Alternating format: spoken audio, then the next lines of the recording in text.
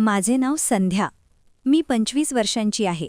मध्यम शिडशिडीत बांधा, गोरा रंग, 5 फूट उंची, उठावदार वक्षस्थळ आणि नजरेत भरणारा पार्श्वभाग. त्यामुळे कॉलेजमध्ये असल्यापासूनच माझ्यामागे मुलांच्या रांगा लागल्या होत्या. मी MSc कॉम्प्युटर झाल्यावर बँगलोरमधील एका IT कंपनीत गेल्या वर्षीच जॉब सुरू केला होता. दरम्यान गेल्या आठवड्यात माझ्या बाबतीत एक भयंकर घटना घडली. एका ट्रक ड्रायव्हरने माझ्यासोबत मजा मारली. ती गोष्ट मला तुम्हाला सांगायची आहे. मी कोल्हापूरची. घरात आई, बाबा, भाऊ. मी दिवाळी सुट्टीला बँगलोरहून कोल्हापूरला आले होते. 8 दिवस आम्ही धमाल केली. माझा मामेभाऊ पण सुट्टीला आला होता. तो पुण्याला जॉब करतोय. सुरुवातीपासूनच मी त्याला आवडत होते आणि तोही मला. एकदा संधी साधून आम्ही दोघेच पन्हाळला जाऊन रूमवर मजा करून आलो. त्याने मस्त केली होती मला. त्या धुंदीत 2 दिवस गेले. माझी सुट्टी संपली होती. मी एसटीने बेळगावपर्यंत आणि तिथून स्लीपरने बँगलोर असा प्रवास करायचे ठरवून रात्री 8 वाजता बाहेर पडले. CBS वरून लगेच एसटीसुद्धा मिळाली. कागल MIDC पर्यंत जायला तिथं मोठा पोलीस बंदोबस्त होता. बेळगावमध्ये सीमाप्रश्नावरून महाराष्ट्राची एसटी फोडली होती.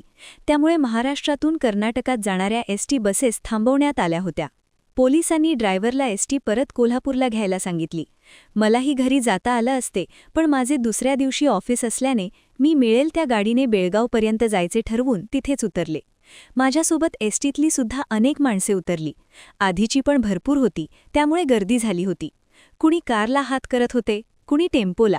मिळेल ते वाहन पकडून माणसे प्रवास करत होती. काही ट्रकने सुद्धा जात होती. काही वेळ मी शांत थांबून विचार करत होते. इतक्यात एक ट्रक आला. त्याने अगदी माझ्यासमोरच तो थांबवला आणि बेळगाव बेळगाव म्हणाला. तसे दोघे तिघे पुढे झाले. मीही मग निर्णय पक्का केला आणि ट्रकमध्ये चढू लागले. पण मी टाईट जीन्स घातली असल्याने मला पाय वर उचलता येईना. तेव्हा वरच्या एका माणसाने मला हाताने धरून वर ओढून घेतले.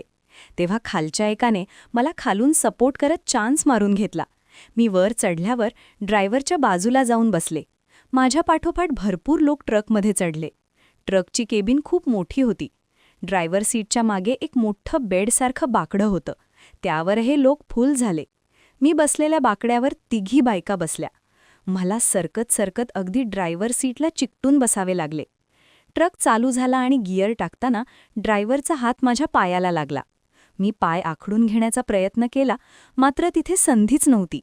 गिअरचा दांडा अगदी माझ्या पायांच्या मध्ये असल्याने प्रत्येक वेळी त्याच्या हाताचा माझ्या पायाला कुठे ना कुठे स्पर्श होऊ लागला. सुरुवातीला मी तो टाळण्याचा प्रयत्न केला, मात्र नंतर तो प्रयत्न सोडून मी निवांत बसले, कारण तो मुद्दाम करतोय असा वाटत नव्हता. तो ड्रायव्हर 40-45 वर्षाचा असावा. दाढी वाढलेली, राकट चेहरा, दणकट शरीर. तो शांतपणे रस्त्यावर लक्ष ठेवून ट्रक चालवत होता. निपाणीमध्ये काही माणसं उतरली तेव्हा मी थोडं बाजूला सरकले, पण पुन्हा तेवढीच चढलीसुद्धा. मग मला परत तिकडेच सरकावे लागले. पुन्हा प्रवास सुरू झाला. तवंदी घाट सुरू झाला तसा ड्रायव्हरला वारंवार गिअर बदलावा लागू लागला. त्यावेळी तो काही काळ त्याचा हात गिअरच्या दांड्यावर तसाच ठेवू लागला. एकदा दोनदा माझ्या मांड्यांना त्याचा हात लागला आणि तो काही काळ तिथेच राहिला. त्याच्या राकट स्पर्शाने मी शहारू लागले, पण त्याने मात्र कोणतीच आगळीक केली नाही. मी मोबाईलवर रील्स बघत बसले. साधारण रात्री 11च्या सुमारास बेळगाव आलं. अधेमध्ये काही माणसं उतरली. त्याने मला कुठे जाणार आहे विचारल्यावर मी बँगलोरला जाणार असल्याचे सांगितले. त्यावर तो म्हणाला, ही गाडी तिकडेच जाणार आहे, येणार आहेस का ह्यातूनच? मी क्षणभर विचार केला. बुकिंग तर कसलंच केलं नव्हतं, शिवाय काही लोकही होतीच, आणि हायवेला उतरून स्टँडपर्यंत कसं जायचं हा प्रश्नही होताच. मग मी होकार दिला आणि ड्रायव्हर सीटच्या मागील बाजूला असलेल्या बेडसारख्या बाकड्यावर बसले. त्यावर अजून एक महिला आणि पुरुष देखील होते, तर पुढे आणखी तिघे. बेळगावामध्ये उतरून एका गाड्यावर ड्रायव्हरने चहा घेतला. तेव्हा खिडकीतून मी त्याच्याकडे पाहिले. तो मोबाईलमध्ये रील स्क्रोल करत चहा पित होता. त्याच्या बॉडी लँग्वेजवरून तो सुशिक्षित असल्याचा वाटत होता. चहा पिऊन झाल्यावर त्याने सिगारेट पेटवली आणि डीप कश घेऊन मान वर करून धूर सोडताना त्याची नजर सहज ट्रकच्या केबिनकडे वळली. क्षणभर आमची नजरानजर झाली आणि मी ती लगबगीने चुकवण्याचा प्रयत्न केला, पण मी त्याच्याकडे पाहत होते हे त्याला कळलं असावं. परत त्याने इकडे न पाहताच सिगारेट संपवली आणि येऊन त्याने गाडी स्टार्ट केली. मी त्याच्या मागेच बेडवर मांडी घालून मोबाईल पाहत बसले. हुबळीला माझ्या बाजूला बसलेले कपल उतरले तसे मी त्या बाकड्यावर आडवी झाले. माझी एक सॅक उशाला घेऊन मोबाईल बघत होते, मात्र मला काही वेळात कधी झोप लागली कळले नाही. झोपेत असताना माझ्या संत्र्यांवर कुणाचा तरी हात हळुवारपणे फिरत असल्याचे जाणवले.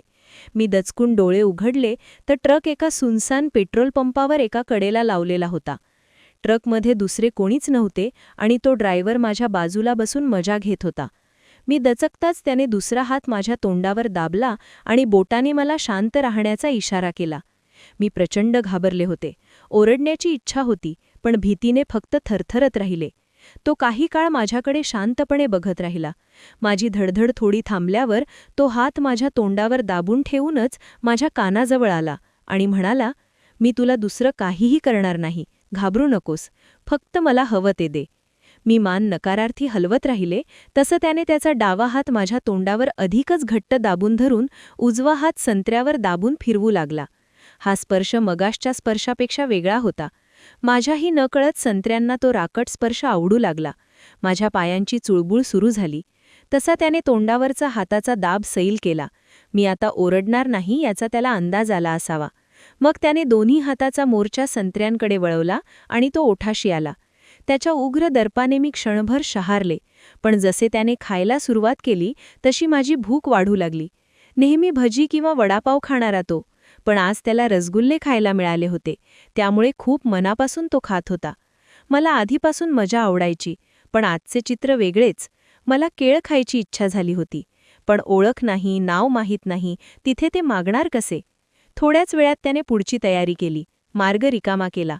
त्याची गाडी देखील बाहेर आली. मी तशी गाडी पहिल्यांदाच बघत होते. त्या गाडीसोबतचा प्रवास, बापरे, खूप धक्के. कसेबसे मी तो प्रवास झेलू शकले. जेव्हा गाडी थांबली तोपर्यंत मी घामाघूम झाले होते. गाडीतले इंधन बाहेर पडले होते. तो समजूतदार होता, त्यामुळे ते माझ्या पोटावर पसरले. ते साफ करायला माझा हातही उचलता येईना इतकी मी त्या प्रवासात दमले होते. मी काही काळ शांत पडून राहिले. त्याने आवरून पुन्हा ट्रक चालू केला आणि आमचा पुढील प्रवास सुरू झाला. तर असा होता तो माझा प्रवास, अविस्मरणीय. त्यानंतर कित्येक गाड्या पाहिल्या, पण त्या गाडीची आठवण आल्याशिवाय राहत नाही. तुम्हाला माझा प्रवास नेमका कसा वाटला हे मला कमेंट करून नक्की सांगा. आणि संत्रे आवडले असतील तर चॅनलला लाईक, सबस्क्राईब देखील करा. तुमचीच संध्या.